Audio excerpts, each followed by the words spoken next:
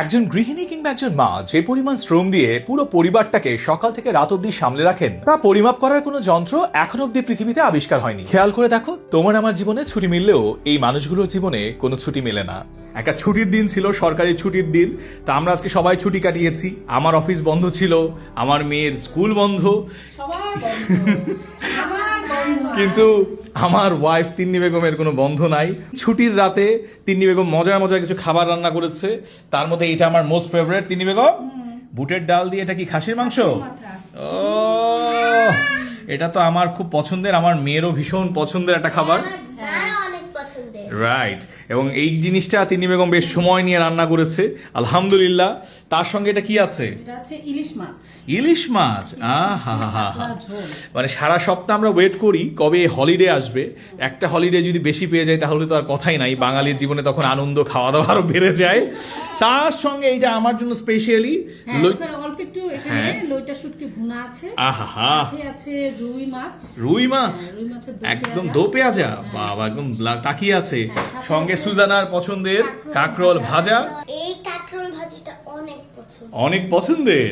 তিন্নি বেগম আজকে আমার পছন্দের এই মজার যে বুটের ডাল দিয়ে খাসির মাথা রান্না করেছে, আবার সুজানার পছন্দের অনেকগুলো তরকারিও রান্না করেছে। আমাদের সবার ছুটি মিললেও তিন্নি বেগমের ছুটি মেলেনি। আমাদের যারা আমরা গৃহিণী তাদের কখনোই ছুটি হয় না, কখনোই ছুটি হয় না। ছুটির দিন মানে বিশেষ দিন, তখন রান্না বান্নার চাপ আরো বেড়ে যায়। ঘটনা সত্য। রান্না বান্নার চাপের সাথে এই যে দুইটা বিচ্ছু বাহিনী, এই দুইটা হচ্ছে বড় পরিশ্রমের কাজ। রান্না বান্না তো আমরা সবাই করি, সমস্যা নাই, কিন্তু এই দুটাকে সামলানো আমার মনে হয় পৃথিবীর সবচেয়ে বড় শ্রমের কাজ। এই যে আব্বাজান, সায়ান কি বলছে, মা এটা কি বললো? হ্যাঁ, এই করছো সারাদিন আমাদের বাসায় এখন এগুলো চলে। আর আমার কাছে মনে হয় প্রতিটা মা আসলে তাদের সন্তানদেরকে এইভাবেই ছোট থেকে বড় করে, এবং পৃথিবীর সব কিছু যেখানেই আপনি শ্রম দিবেন সেখানে কোনো না কোনো একটা রিটার্ন আছে।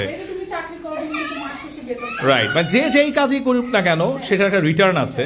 বাট সন্তানকে যে মানুষ করা, বড় করে তোলা, এইটার জন্য কিন্তু আসলে কোনো রিটার্ন হয় না।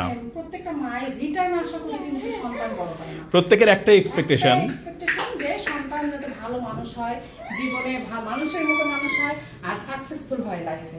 এক্স্যাক্টলি, ওরা যখন ভালো থাকে তখন এটাতেই আমাদের রিটার্ন, যে ওরা ভালো থাকতেছে দিন শেষে। এক্স্যাক্টলি, যখন আমাদের সুজানা কোনো ভালো কিছু করে, যখনই রেজাল্টটা ভালো করে, তখনই তিন্নি বেগমের মনটা ভালো হয়ে যায়। কোনোদিন যদি সুজানা একটা পচা রেজাল্ট করে ফেলবে, তখনই কিন্তু মায়ের মনটা খারাপ হয়ে যাবে। তাহলে কি রেজাল্ট কি করতে হবে? সবসময় ভালো করতে হবে, তাই তো? তাহলে এই যে তোমার আম্মু এত এত কষ্ট করলো, এত এত স্যাক্রিফাইস করলো, এটা কি হলো? মিনিংফুল হবে, রাইট? আর আমাদের সায়ান একটু একটু করে বড় হয়ে যাচ্ছে। হ্যাঁ, বড় না হয় ভালো, বড় না হয় ভালো। এই যে ছোট আছে না, কত ভালো লাগছে, দুষ্টামি করছে ঠিক আছে, এই যে আদর, এই যে ভালোবাসা, এখন সুজানা হঠাৎ করে বড় হয়ে গেল।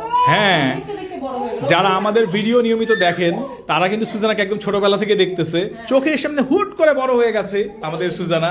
এখন সায়ান আবার সেই জায়গাটায় এসেছে, এখন ধীরে ধীরে সায়ান আবার বড় হয়ে যাচ্ছে। তো সবাই আমাদের পরিবারের জন্য দোয়া করবেন, সবাই সুস্থ থাকবেন, সবাই ভালো থাকবেন, সবার জন্য রইল অনেক অনেক শুভকামনা।